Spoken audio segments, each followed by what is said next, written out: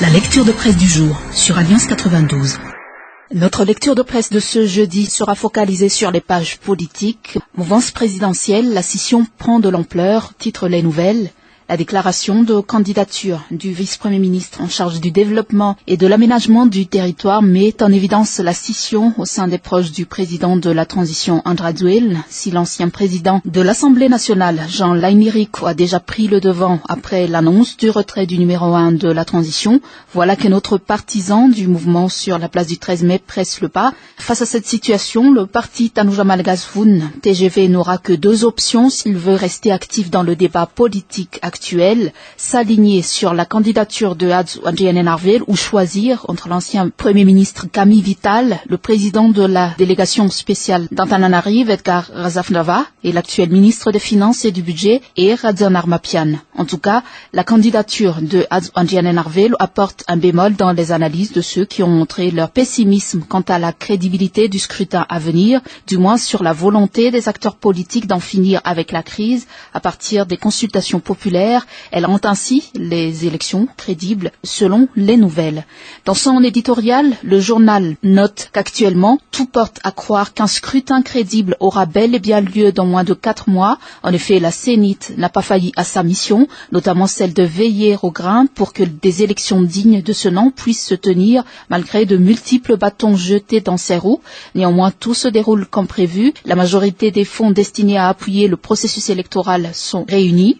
D'ailleurs, la liste électorale sera arrêtée ce dimanche 7 avril pour être publiée dans les Fouctans le lendemain, soit le 8 avril. Concrètement, les électeurs pourront enfin y vérifier leur nom et faire les réclamations nécessaires en cas d'anomalie.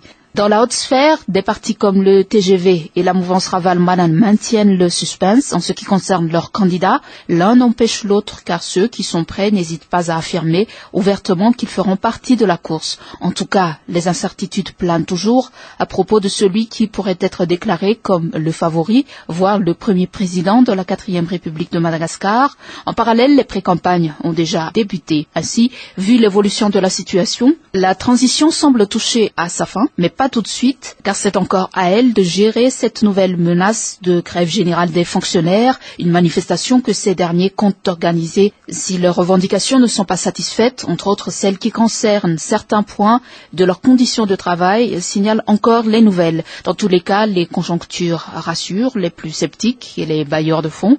Malgré les obstructions, le point de non-retour est atteint. La liste définitive des candidats sera donc publiée au plus tard le 3 mai pour laisser place à la campagne électorale qui débutera le 24 juin. D'ici là, croisons les doigts pour que tout se déroule normalement, sans encombre, car combien de fois faudra-t-il marteler aux fortes têtes qu'il s'agit du seul, de l'unique moyen de sortir le pays de ce fléau qu'est la crise.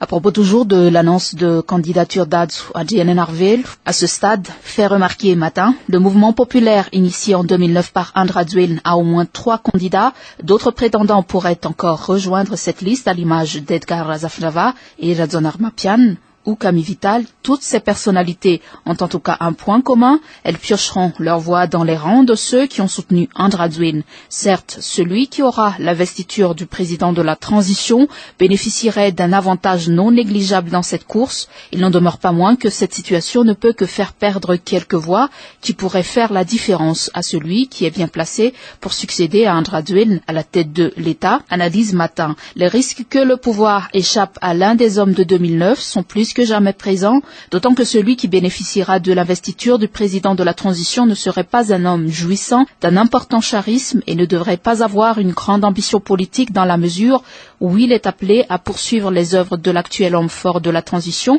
tout en acceptant l'idée de s'éclipser en 2018. Le risque est d'autant plus grand pour les hommes de 2009 que de leur côté, les autres adversaires jouissent d'une certaine unité. Du moins, ils ne souffrent pas encore d'une division déclarée à quelques semaines de l'élection présidentielle. Du côté de la mouvance Raval-Manan, les appels à l'union se multiplient comme les menaces contre ceux qui oseront poser leur candidature sans l'aval de l'exilé de Johannesburg.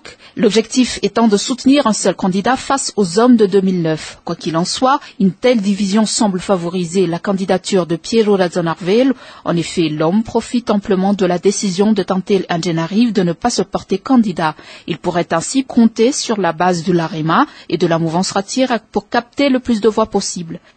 L'une des grandes et bonnes nouvelles d'hier et rapportée dans la presse est que tout le budget nécessaire pour l'organisation et la tenue des premières élections de la 4e République est donc réuni dans le Basket Fund. C'est ce qu'a déclaré hier la présidente de la CNIT, Béatrice Attala, et ce, bien qu'il reste encore $800 000 à trouver. Mais d'après elle, la Norvège se serait engagée à combler ce gap et puisque sa contribution est déjà prévue dans la loi de finances pour l'année, l'État malgache verse régulièrement sa part de financement au Trésor public. Une bonne nouvelle en amenant une autre, la présidente de la CNIT a également fait savoir hier que l'arrêtage provisoire des listes électorales aura bel et bien lieu comme prévu le 7 avril, c'est-à-dire dimanche prochain. Elles seront affichées dans les bureaux des Fuktagnes à partir du 8 avril pour que les électeurs puissent les consulter et effectuer d'éventuelles réclamations. Pour le cas de la région Analamang, lit-on dans JDM les noms d'un peu moins d'1,5 million d'électeurs, c'est-à-dire 100% des citoyens en âge de voter, d'après Béatrice Attala, ont été imprimés et il n'y a que 6157 doublons, c'est-à-dire un taux inférieur à 0,1%.